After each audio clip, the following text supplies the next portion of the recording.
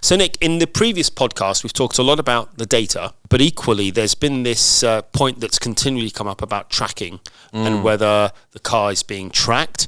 So perhaps you can shine a light and answer some of those questions that I know we've all got on our minds. Yeah, and this comes up a lot in different markets around the world, especially when we talk about connected and the data going between the car and then BMW. And there are a very small percentage of potential customers who are nervous about this and data privacy. So as a subject, we've got to work from a BMW point of view. The first thing to remember, we go from a BMW point of view as an opt-in. We assume an opt-in. That way then there's less paperwork, and for the vast majority of our customers, yes, we want it. Again, think of your phone. Apple knows where you are. Google knows what you're doing.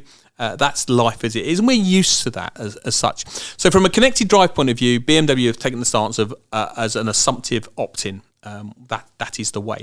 Now, for those one or two customers who are nervous about it, for whatever reason, they can opt out. Now, to do that, what happens is they have to raise it with BMW.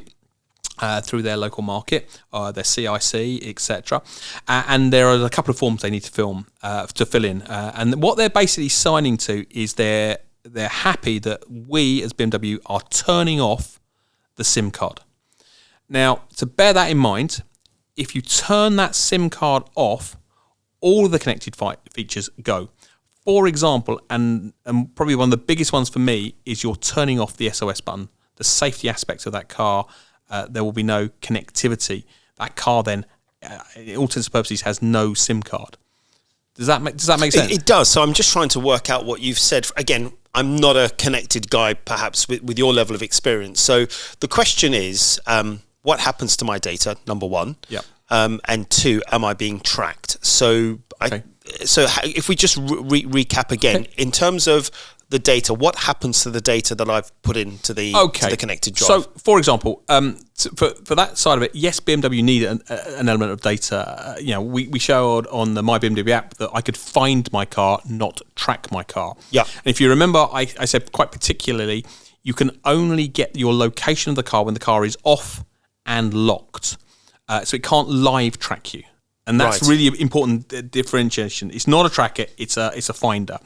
So the car's not being tracked, and the only people who see it is you in your app. Is your login, is your email address. You're the only one logging into your account, and obviously BMW needs to receive it, and it's encrypted, and it's a link between the BMW servers and you, and that's it. So to link between your phone and the car, it has to go via BMW, and that's all encrypted.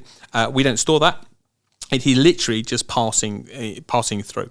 So it's not tracked. It is to be able to find it. So that's our first aspect of it. And obviously, like your phone, when you sign up or get a new software update, when you agree to the terms and conditions of your phone, Apple say, can we share this with developers?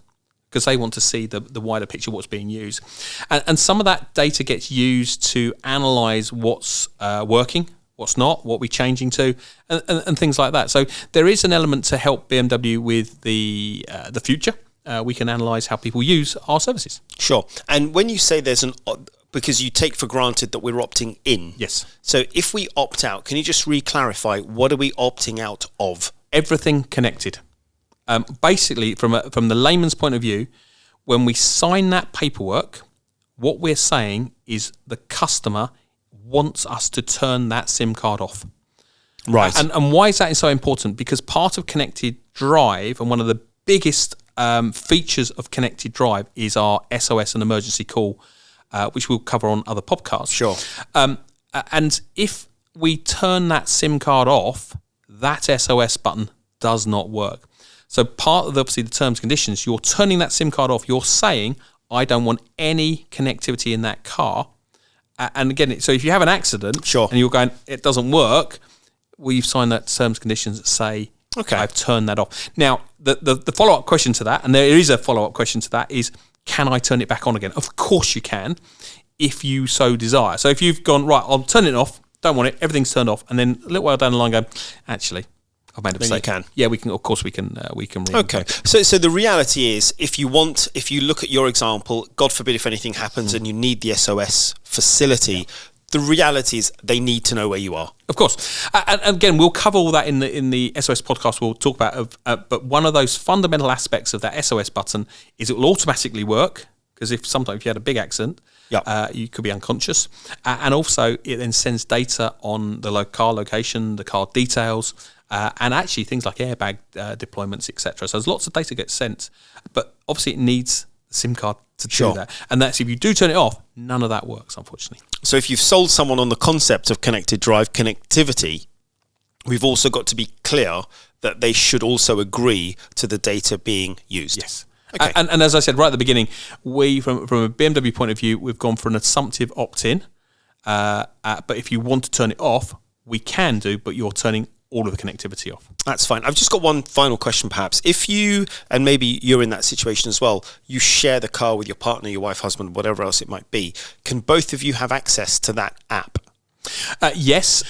So originally it was, you can, as the owner, you could have one app and multiple cars, but then the other way around, you couldn't have multiple users to a car. Right. What you can now have is a master profile. So, for example, say me, and then my wife could have, again, a fundamental, they could have their login as well, but they are a secondary user to the master one. The master one has all control. We'll cover this, in more detail in another podcast when we talk about digital keys, because the same thing there. You need a controlling master account to create keys digitally to then go onto your phone. It's the same thing. So, yes, my wife can have her app and her login to my car, but won't have all the same permissions as that work. Okay, makes sense. Okay, well, that's great, but that's coming in another podcast. Digital key. When we talk about digital key, yes. Digital key and digital key plus. Brilliant. Well, okay, well, that's the data privacy sorted, and I think that's such an important point nowadays because that question does come up. Well, thank you very much. Yeah, I hope it was clear, and my pleasure. That's very good. Thanks a lot, Nick, and see you soon.